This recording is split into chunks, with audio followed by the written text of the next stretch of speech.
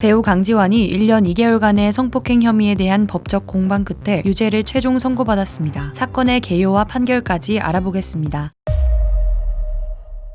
강지환은 2002년 뮤지컬 로키 호러 픽처쇼로 데뷔했고 2005년 MBC 1일 연속극 굿세어라 금수나 KBS 경선 스캔들 등 다양한 작품에서 출연하며 연기자로서 인정받았습니다. 그러던 2019년 7월 강지환이 집에서 외주 스태프 2명을 성폭행, 성추행한 혐의로 긴급 체포되는 사건이 일어났습니다. 강지환은 술을 많이 마셔서 당시 기억이 없다고 진술했습니다. 반면 피해 여성들의 진술은 엇갈림 없이 매우 구체적이어서 강지환에게 불리하게 작용했고 결국 사건이 벌어진 지 약 일주일 만에 성폭행, 성추행 혐의를 인정했습니다. 이어서 마약 의혹까지 불거졌습니다. 강지환의 집에 경찰이 출동했을 때 강지환은 노래방 기계로 노래를 부르고 있었고 심지어 피해자들이 있는 방으로 경찰을 데리고 들어갔다는 것입니다. 상식적으로 이해하기 힘든 행동 때문에 마약 검사가 진행되었지만 음성으로 판정되었습니다. 그리고 2019년 12월 1심에서는 강지환에게 유죄 판결을 내리고 징역 2년 6개월에 집행유예 3년을 선고했습니다. 강지환이 항소를 해 2심까지 진행이 되었고 2020년 6월 11일 2심에서도 1심의 판결을 유지하게 되었습니다. 그런데 지난 8월 사건 당시 피해자들의 카톡 내용과 CCTV가 공개되면서 사건은 새로운 국면을 맞이하게 됩니다. CCTV에는 강지환과 피해자들이 함께 술자리를 즐기고 있는 모습이 포착되어 있는데요. 피해자 A는 강지환과 함께 수영을 하고 강지환이 술에 취한 사이에는 속옷 차림으로 집안을 활보해 성폭행, 성추행 피해자라 보기엔 어려웠던 것입니다. 거기에 피해자 B는 지인에게 비속어를 섞어가며 강지환과 함께 있다는 내용의 메시지를 보냈습니다. 이 카톡 대화 내용 역시 피해자들의 주장에 의혹을 더하는 증거였습니다. 또한 과학수사 결과에서도 속옷에서 체액이 아닌 DNA만 검출되었는데 성폭행이 아닌 다른 경로로도 검출될 수 있다며 범죄의 증거가 어렵다는 게 강지환 측의 주장이었습니다. 하지만 11월 5일 3심에서 강지환의 유죄가 확정되었습니다. 카카오톡 메신저와 CCTV 증거들이 강지환이 무죄라는 것을 입증하기엔 부족했던 반면 피해자들의 진술이 명확했고 무엇보다 강지환 본인이 혐의를 인정했기 때문에 유죄 판결이 난 것으로 보입니다. 이에 네티즌들의 반응은 크게 나뉘었습니다. 강지환에 대한 이미지가 추락한 건 당연한 일이지만 이번 사건을 지켜보며 강지환에 대한 동정론도 함께 일고 있는 상황입니다. 카카오톡 내용과 CCTV 자료 속의 여성들의 모습은 성범죄 피해자라 보기엔 어렵고 오히려 이른바 꽃뱀이라 부르는 여성들이 면죄부를 받은 것 아니냐는 반응들도 있었습니다. 여러분들은 이번 사건에 대해 어떻게 생각하시나요? 강지환에 대한 이번 법원 판결은 정당한 것일까요? 지금까지 데일리였습니다.